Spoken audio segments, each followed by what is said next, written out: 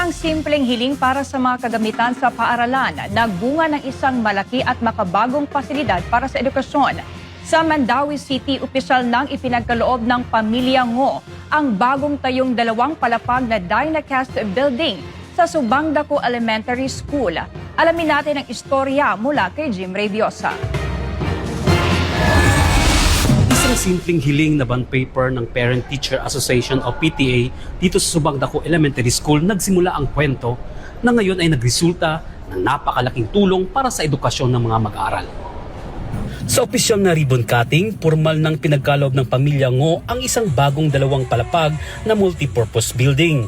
Mayroon itong 10 silid-aralan sa unang palapag at isang malawak na multipurpose hall sa ikalawang palapag na tuluyang nagpabago sa mukha ng campus. Ikwinento ni Merilo Ngo ang kinatawa ng Pamilya Ngo ang inspirasyon sa likod ng proyekto. Here we are again, all because of a phone call. A phone call from one of the PTA members of Subang Dako Elementary School. Their request was very simple. Bond paper. Matapos ang tawag na iyon, binisita ng ama ng pamilya na si Eduardo Ngo at ng kanyang asawa ang paaralan noong Setyembre 2024. Nang makita ang kakulangan sa pasilidad, nagpasya ang pamilya na higit pa sa papel ang ibigay. Kaya naman agad silang nag-groundbreaking para sa isang bagong gusali noong Disyembre ng taong ding iyon. To this day, I maintain that this may very well be the most expensive bond paper donation in the history of the province. Ang donasyong ito ang pinakabagong kabanata ng 100 taong relasyon ng Pamilya Ngo at ng Barangay Subang Dako. Nagsimula ang pagtulong ng pamilya sa pagpapatayo ng entablado noong dekada 70, mas pinalaki ito noong 1999 at ngayon ay isang buong gusaling pampaaralan na. Binigyang diin ni Ngoang na simula pa lamang ang pisikal na istruktura dahil ang tunay na mahalaga ay ang nangyayari sa loob ng mga dingding nito. Ang unang silid-aralan ay gagawing ikalawang Khan Academic Learning Center na magsisilbing digital na tulay upang ikonekta ang mga mag-aaral sa buong mundo.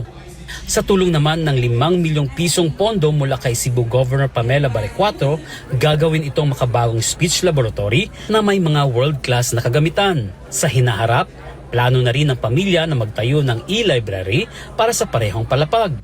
Ang kaganapang ito ay itinaon din sa regional launching ng Brigada Eskwela ng DepEd. Pinuri naman ni DepEd Central Visayas Director Arturo Bayucot ang pagtutulungan ng pamahalaan at pribadong sektor upang lutasin ang backlog sa mga paaralan. Today, we also celebrate a significant milestone with a turnover a state-of-the-art building which has 10 classrooms at the ground floor and this auditorium at the second floor. This remarkable facility symbolizes that DepEd's commitment to deliver holistic education by doing a nurturing not only in academic excellence but also in creativity, leadership, character, and well-being. Muli namang pinagtibay ni Cebu Governor Pamela Barecuatro ang suporta ng lalawigan sa sektor ng edukasyon sa pamamagitan ng pagpopondo para sa bagong speech laboratory sa campus. I am pleased to announce that the province of Cebu will be pledging 5 million for the establishment of a speech laboratory in this building for the students of Subang Dako Elementary School. It is my goal that eventually most of our schools will have a speech laboratory to increase our English proficiency. Ipinaalala naman ni Mandaue City Mayor Tadeo Jonque Uwano ang pamatagalang epekto ng pamumuhunan sa mga kabataan. As the mayor, I've always believed that one of the best investments we can make is in our young people. When we improve our schools, we invest in the future of Mandaue. Sa patuloy na pag-unlad ng Mandaue City, ang bagong pasilidad na ito ay nagsisilbing ehemplo ng matagumpay na pagtutulungan ng lokal na pamahalaan at pribadong sektor para sa kinabukasan ng mga mag-aaral. Mula dito sa Mandaue City, Cebu, para sa Diyos at sa Pilipinas nating mahal. Jim Reviosa, SMNA News.